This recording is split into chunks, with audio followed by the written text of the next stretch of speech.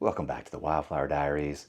This is, unfortunately, an unceremonious, we'll call it a pause, on the Wildflower Diaries for this season. Man, this season was tough. I feel like I never really got off the ground. I struggled from the beginning to get, I don't know, to find connection with new images and new shots. And then I got really anxious and then depressed and then really struggled for 5, 6 weeks and kind of just crashed. And by the time I started coming out of the crash, a couple weeks ago now, started coming out of it, it was kind of over, at least the lower valley bloom and the kind of bloom stuff that I like to usually chase this time of year. So I feel like I missed a lot of it, which is okay. That happens every once in a while. I was reflecting on this, feeling like I have not made a strong image this entire year so far, 2024. Is reflecting on that fact, and sometimes it gets in my head, and I think, oh my gosh, am I not going to? Maybe I won't be able to take a strong image again. Maybe I lost it, whatever it was that had this connection to finding compositions in light and waiting form. I haven't been able to connect with that. And I start to think maybe I never will again. But then I remind myself I've had periods of 6 months, even a year and a half, from like 2021 through 2022, where I didn't make a single image that I was happy with, and even like 8 months without even picking up the camera. So there are lulls, there are doldrums. This happens. And unfortunately, it's resulted in a very lackluster Wildflower Diaries season.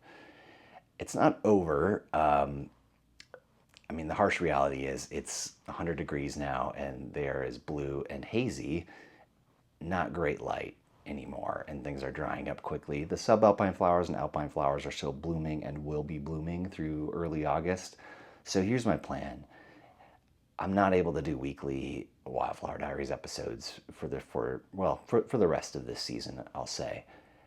It just isn't possible because of the conditions and other commitments that I have.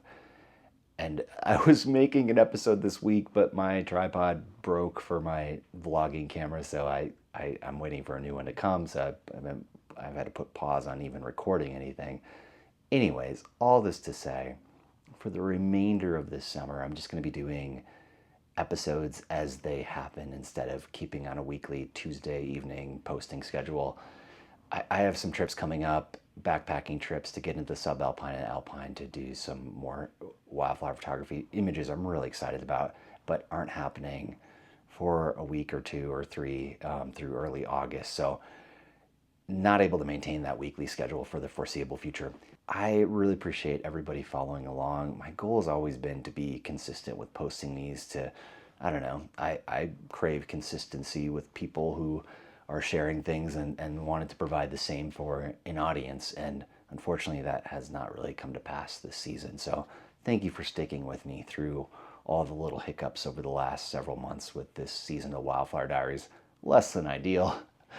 Don't love it, but that's what happened. And I'm going to continue creating. And I never lose my love for photography through all this. It's just a matter of having these depressive states where it's harder to do photography than usual, but very happy to be coming out of that now and feeling very grounded just at the time when the conditions have gone to crap.